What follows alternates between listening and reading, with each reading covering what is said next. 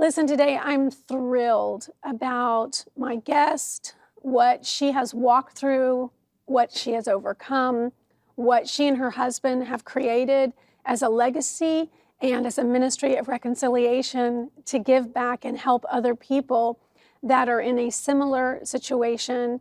And she's no stranger to this network or to many Christian outlets, and that is Carol Kent. Thank you so much for being here. Thank you, Jen. It is such an honor to be on the air with you.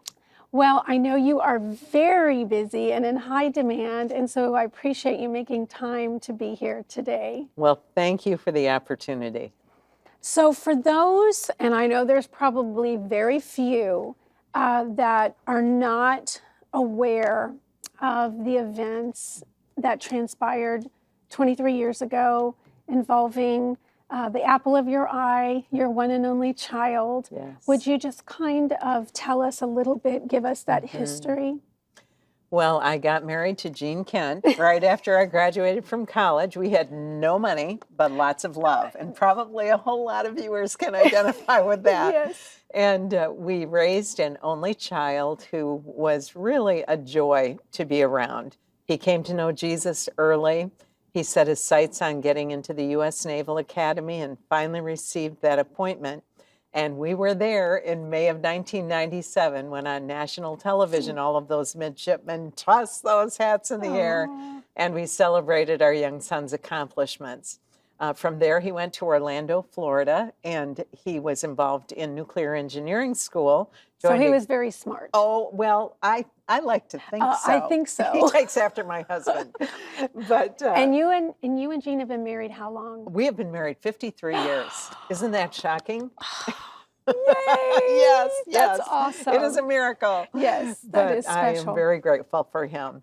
But Jason joined a Bible study in a large church in Orlando and fell madly in love. And April, his soon-to-be wife, had been previously married and had two little girls, 6-year-old Chelsea and 3-year-old Hannah. And we found out that they were marrying very quickly because Jason's orders had changed. And we asked them if they would wait and be married 3 weeks later in our then hometown of Port Huron, Michigan, and they agreed. So a week and a half later, these 3 beautiful women came into our lives, and it did not take me long to love April. She had been married at the age of 16 to a man 10 years her senior. She had known a lot of abuse, and there were also multiple allegations of abuse involving the little girls. And we had a beautiful wedding on a picture-perfect day. And if you could have seen Jason in his navy whites and April in her dress from a retail shop, you would have thought they look like they're living in a story that should end, and they lived happily ever after. But there were issues in that first year involving the biological father. He had only been given supervised visitation. He had been behaving very well, and it appeared a judge was going to give him unsupervised visitation. And Jason got his first orders outside of the continental USA, and he was going to Hawaii, and that would mean 6-week visits with the little girls alone with their father, and Jason did not trust him. And Jen, in retrospect, we began to see our son unravel mentally, emotionally, and spiritually as his fears for the girls increased. Yeah. I had been in ministry for several years as a Christian author and public speaker for retreats and conferences. We came home on a Sunday night from a ministry trip, fell asleep, and at 12:30 a.m., the phone rang. And I just remember looking at my husband and seeing this look of shock and horror come over his face. And he said, "Carol, Jason has just been arrested for the murder of his wife's first husband. He's in the jail in Orlando." Well, Jen, I had never been in shock before. I had nausea sweep over me. My legs wouldn't hold my weight. I literally crawled my way to my office. Still on the floor, I grabbed a phone, got a number for the Orlando jail.